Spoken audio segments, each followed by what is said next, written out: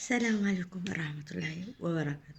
እንዴት ናችሁ? ውድ ቤተሰብ የዘምዘም አሊ ኢትዮ ተከታታዮች ቤተሰቦች ሁሉ ሰላም ሁሉ መልካም። ከኔ ጋር በጣም ደህና ነኝ፣ በጣም መልካም ነኝ። ከእናንተ ጋር እንዴት ነው? እንግዲህ ዛሬ ጁምአ ነው።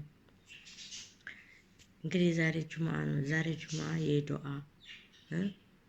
በጣም ደስ የሚል ቀን ነውና የሌላ ጉዳይ እምን ደረሰ እየተባለ እንግዲህ በውይይት ላይ ናቸው። አዎ እኛም ጠይቀናል። የሌላ ጉዳይ ምን ደረሰ፣ ምን ሆነች እያል ሁልጊዜ እያነሳናት፣ ሁልጊዜ እያስታወስናት፣ ሁልጊዜ እንዴት ሆነች እያል ሌት ተቀን እያሰብን ነው።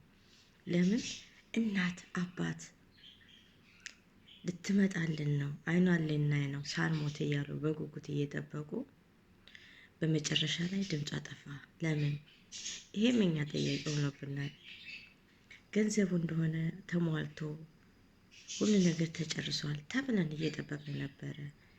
ገንዘቡ ለሌላ እርሰቡ አረቦች ሳይቀሩ በዓለም ያለ አሳዝና ተሰብስቦ አሰባስበን እኛም አውጥተናል። እንድትወጣ ለቤተሰቦቿ ለደካማ እናት አባቷ እንድትደርስ ብለን አዋጥተናል። ገንዘቡ ተሟልቷል። ደስ ብሎናል። ልትወጣ ነው፣ ልትለቀቅ ነው፣ ከእናት አባቷ ልትገናኝ ነው ብለን በደስታ ተቀብለን ነበር። አሁን ግን ድምጥምጥ፣ ጸጥ፣ ገንዘቡ ተከፈለ ተባለ። አሁን ደግሞ እንደገና ተነስተዋል። ገንዘቡ ሴት ገባ፣ ሌላ ሴት ገባች።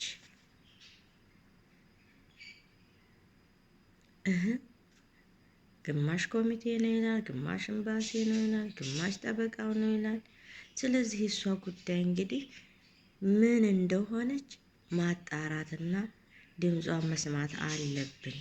እኛም ገንዘብ አውጥተናል፣ ለእናት ለደካማ እናት አባቷ ትደርሳለች ብለን ያ ሁሉ ገንዘብ ተሰበስቦ ደስ ብሎን በደስታ አሁን እንደገና ደግሞ ተሸፋፍኖ እንዳትናገሩ እንዳታዋጡ ተብለናል እያሉ ነው ቤተሰቦቻቸው።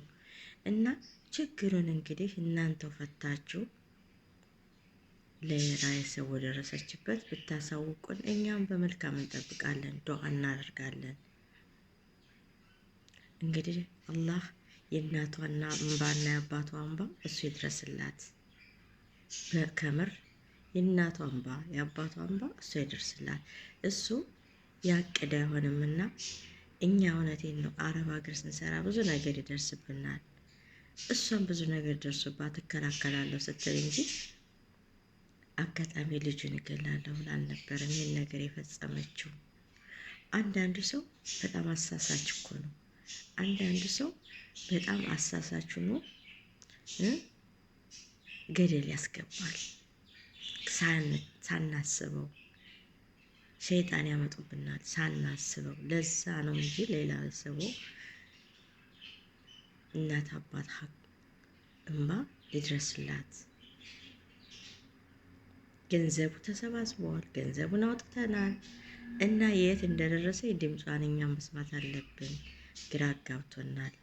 እንግዲህ ዛሬ ጁምአ ነው።